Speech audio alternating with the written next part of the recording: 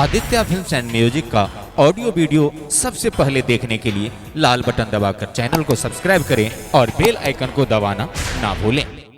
ताओ बांके बिहारी लाल के दरबार में सबसे पहले एकटा सोहर के संग अपने सबके समक्ष उपस्थित तो एक बेर सब गोटे दोनों हाथ उठा के जोरदार जयकार लगावी। प्रेम से बाजू बांके बिहारी लाल की, सच्चे दरबार की, मदन गोपाल की। ताओ सब गोटे मीठ मीठ ताली के संग सहयोग दे आ कहवे कि जन्मे है कृष्ण कन्हैया गोकुल में, बाजे बधैया हो कि बाजे बधैया हो, बाजे बधैया कि बाजे बधैया हो, बाजे बधैया। और आज की रात जिनका दोनों हाथ होगा ऊपर बांके बिहारी लाल के दरबार में वही बनेगा सुपर। तो दोनों हाथों को उठाते हुए और मीठी मीठी तालियों के साथ कहना है क्या कि जन्मे है, जन्मे है, जन्मे है कृष्ण कन्हैया गोकुल में, बाजे बधैया हो। जन्मे है कृष्ण कन्हैया गोकुल में, बाजे बधैया हो, बाजे बधैया हो, बाजे बधैया, बाजे बधैया हो, बाजे बधैया। जन्मे है, जन्मे है, जन्मे है कृष्ण कन्हैया गोकुल में, बाजे बधैया हो। जन्मे है कृष्ण कन्हैया गोकुल में, बाजे बधैया हो। जय हो।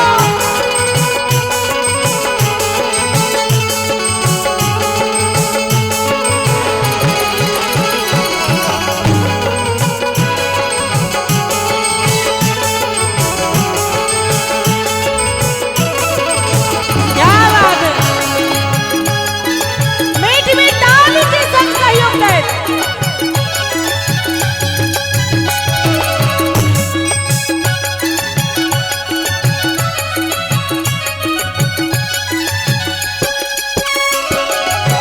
नंद मगन मन मोतिया लुटावे,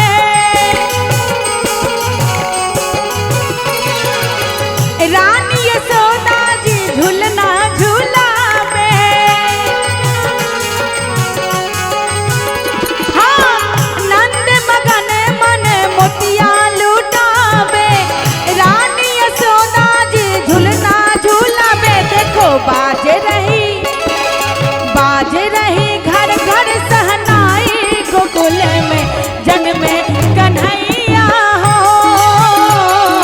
जन्मे है कृष्ण कन्हैया गोकुल में, बाजे बधैया हो।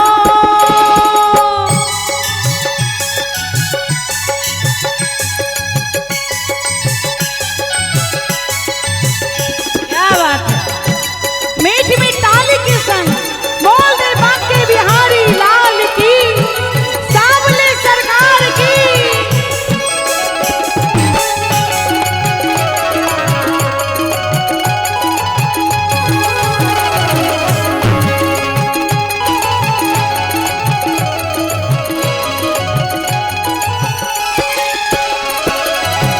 सुंदर मनोहर रूप सलोना, कृष्ण की छवि में है जादू आटोना।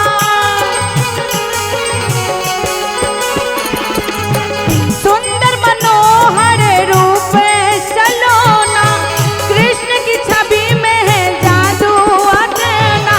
बलदाऊ, बलदाऊ के हैं भैया गोकुल में, बाजे कन्हैया हो। बलदाऊ के हैं भैया गोकुल में, बाजे बधैया हो।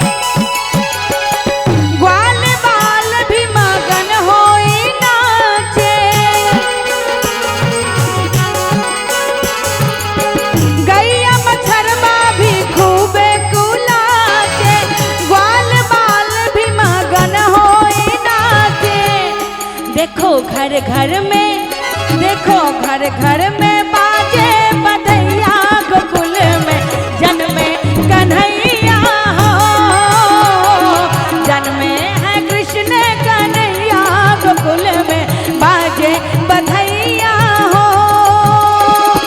बाजे बधैया हो, बाजे बधैया, बाजे बधैया हो, बाजे बधैया।